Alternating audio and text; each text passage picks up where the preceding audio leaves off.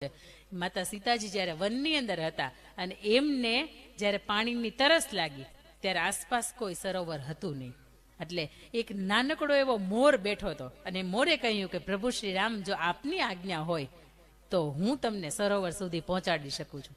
ત્યારે મોરને એવું કહે છે કે જેવી તારી ઈચ્છા.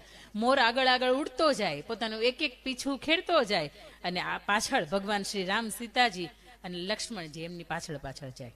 બને એવું કે સરોવરનો કાંઠો આવે ત્યાં સુધીમાં જે શરીરે જેટલા પણ પીછા હોય મોરને, એ દરેક પીછા હોય એ ત્યાંની એના ખરી જાય છે, એના પડી જાય છે અને મોર એ સમયે નીચે પડી જાય છે અને મૃત્યુની શૈયાને ભેટે છે. અને એને પ્રભુ શ્રી રામ એવું કહે છે કે અરે મોર, તે એક ગ્લાસ પાણી માટે તે તારું જીવન છે આખું સમર્પિત કરી દીધું.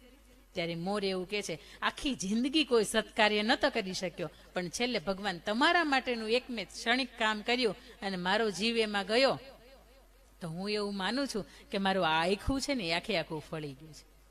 ત્યારે ભગવાન શ્રી રામ એને એવું કહે છે કે મોર, તે તારો ઉપકાર છે એ મારી ઉપર રહી ગયો, તારું ઋણ મારી ઉપર રહી ગયું. હવે તું મૃત્યુની શૈયાને ભેટે છે, કદાચ હું તને ઉગારી નહીં શકું, તને જે મૃત્યુ મળ્યું છે તને મોક્ષ તો મળશે, પણ હું તારું આ ઋણ છે એ આ જન્મે નથી ચૂકવી શક્યો, તો હું પ્રયત્ન કરીશ કે આ ઋણ છે એ આવતા જન્મે ચૂકવીશ. અને એ પછી આપણને ખબર છે કે ભગવાન શ્રી રામ જ્યારે અયોધ્યામાં પાછા હમણાં આવ્યા અને મજાનો ઉત્સવ ઉજવાયો, એ સમયે એ વનવાસ પૂર્ણ કરીને અયોધ્યાની અંદર ગયા. 11,000 વર્ષ જેટલું એમણે રાજ્ય પોતે ભોગ્યું અને એ પછી જ્યારે બીજો અવતાર લીધો, કૃષ્ણ અવતાર લીધો, ત્યારે આખા શરીરની ઉપર સૌથી વધારે ઉપટ એણે મોર પીછ ધારણ કર્યું હતું. એ મોરને કીધું હતું કે તારું ઋણ મારી ઉપર બાકી રહી ગયું છે, હું આ જન્મે નહીં ને તો આવતા જન્મે જન્મ લઈશ ને ત્યારે તારું ઋણ ચૂકવીશ. આપણા મા બાપના, આપણા સંતાનોના, આપણા વડીલોના આપણી ઉપર આખી જિંદગીના ઋણ છે.